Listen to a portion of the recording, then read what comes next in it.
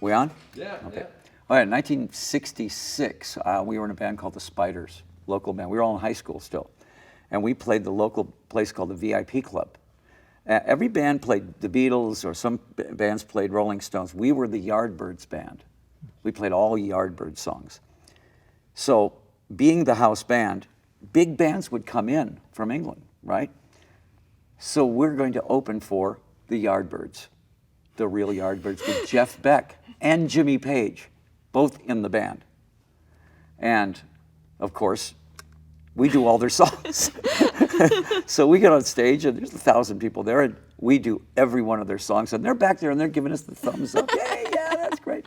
They get on stage and blow us off the stage. I mean, we were good. They were the Yardbirds, and it was a whole different thing.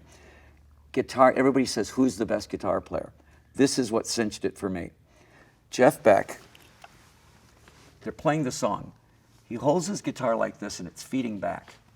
And he's talking to somebody. He's like 19 years old. And while he's talking, he's dropping the guitar and doing triplets. Oh my goodness. Perfect triplets, and catches it right on the last note where it's feeding back.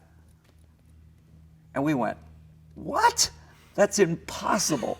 You know, that was 1966. So how good is Jeff Beck now? You know, when you start thinking about if he was that good then and he only got better, that's why when people say, who's the best guitar player, I go, Jeff Beck. He is probably technically the best player. Eric Clapton's a great blues player. Jimmy Page is a great rock player. Jeff Beck is a great guitar player. And that's you know, when you could see guys do that, I mean, that was just insane. Nobody does stuff like that. He was throwing spoons at his guitar. And his guitar looked like it had been dragged behind the bus. It was just big chunks out of it, and it sounded so good. It was ridiculous. So, if anybody asks you, go see, if you get a chance to see Jeff Beck, Jeff Beck's the guy. You hear guys playing as many notes as they can. You know, Eddie Van Halen's great. He plays all those great notes, and Steve Vai can play all those notes. Probably the best guy for playing what I call the best economical guitar player is George Harrison. George Harrison never played a note that didn't belong. And as soon as he got done, he got out. He was like, out. Most guitar players noodle. They're really nervous. They just noodle, you know, while they're playing. And it fills in all those spaces that need to be there. So when you get a guy like a George Harrison, he'll play just that one phrase and then get out. And that's what made the Beatles music so good. Nothing was ever in the way of anything else. The vocal was here. When the vocal was gone, the guitar came in.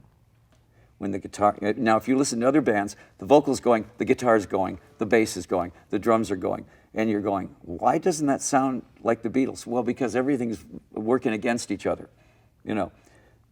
So when you listen to a Beatles song, it's so perfectly easy to remember because nothing's in the way. The melody's there, the guitar's there, and it's done. So you remember the lyrics like easily. Nothing's fighting against each other. So George Harrison, great. A lot of people don't think of him as being like in the same class as Clapton, or he was certainly in the same class.